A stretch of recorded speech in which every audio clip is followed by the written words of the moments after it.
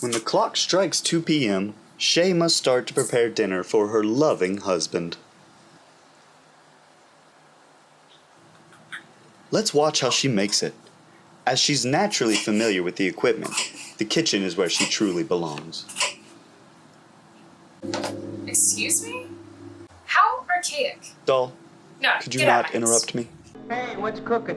Well, where does the recipe begin? Most recipes are not invented. They evolve. If that sexist voiceover thinks I'm cooking tonight, he's mistaken. I made this 2 weeks ago. And now I'm gonna defrost it and eat it because I don't feel like cooking today.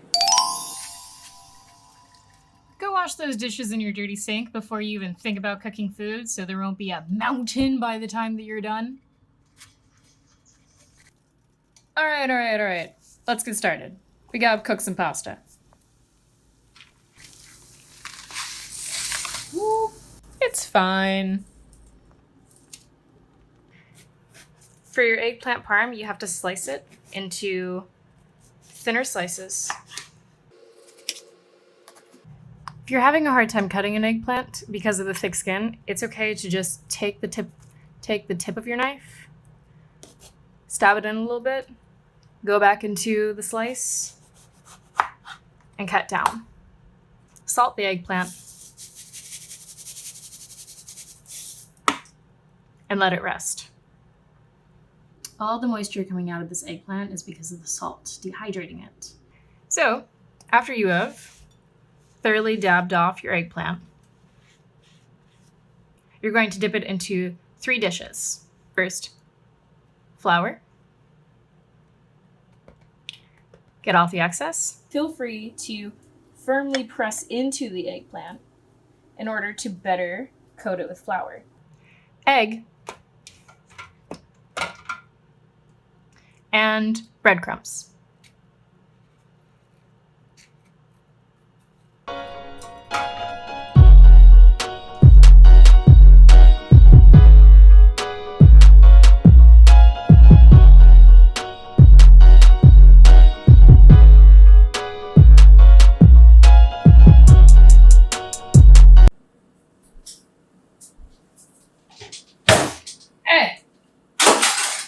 If you got this far in the video, could you hit like and help a homie out?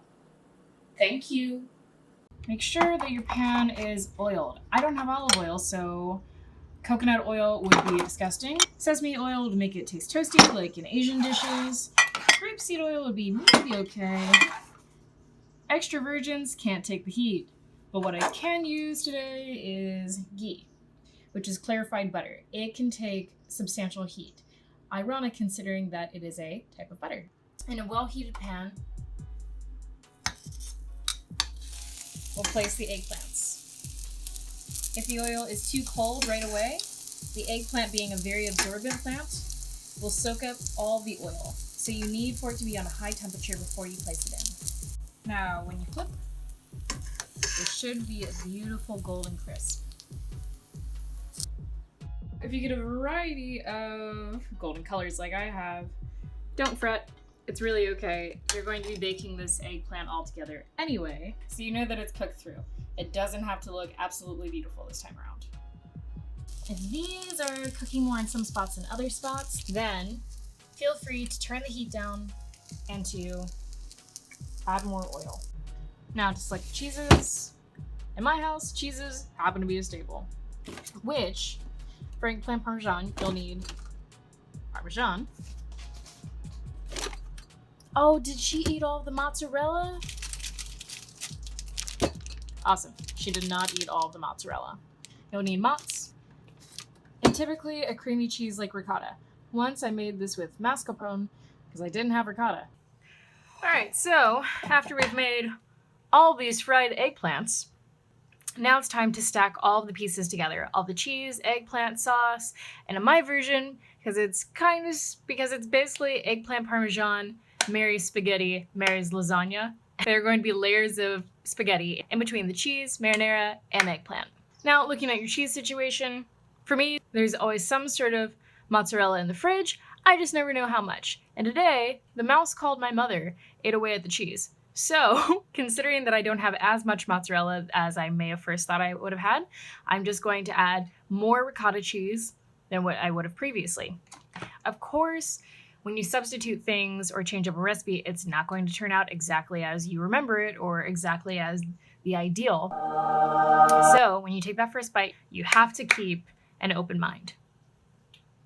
Speaking of keeping an open mind, I don't have my mother's marinara sauce stocked up. So, jar sauce. Sorry to all the nonas, but it's kind of a nice staple to have in your house for moments when you don't want to spend hours making sauce, but when you do want the tasty benefits of having sauce. Mwah.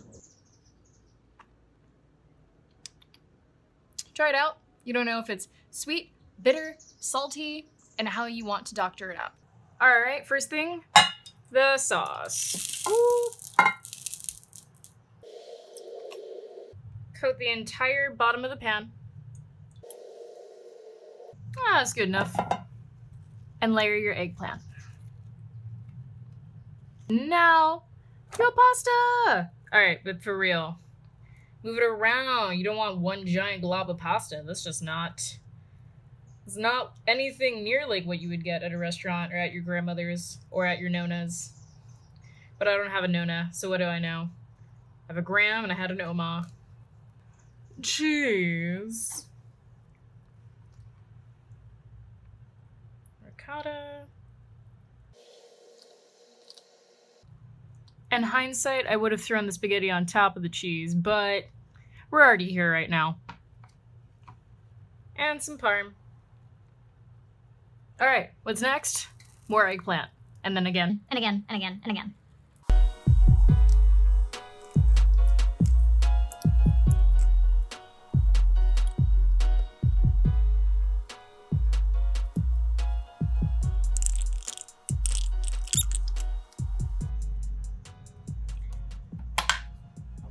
Forgetting the marinara sauce in between.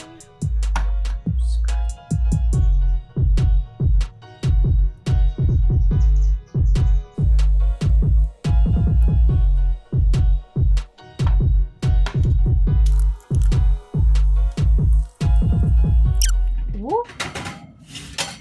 350-degree oven for some time and do it right now because I'm starving.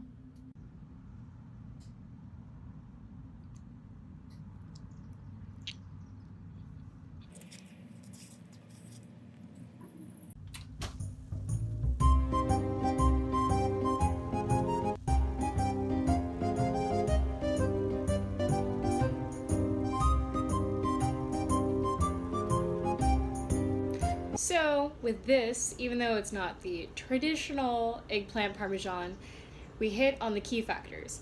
Eggplant, cheese, marinara sauce, and so we threw a little pasta in there. We made it our own.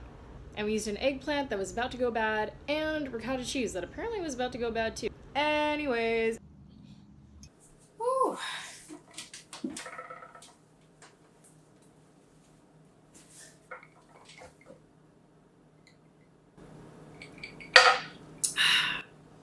Another hard day of correcting a misogynist.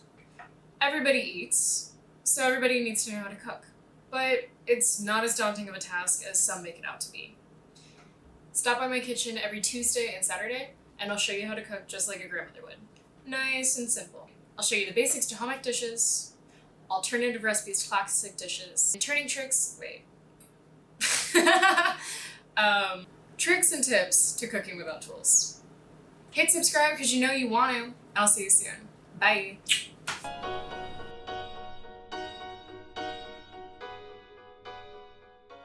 This is great.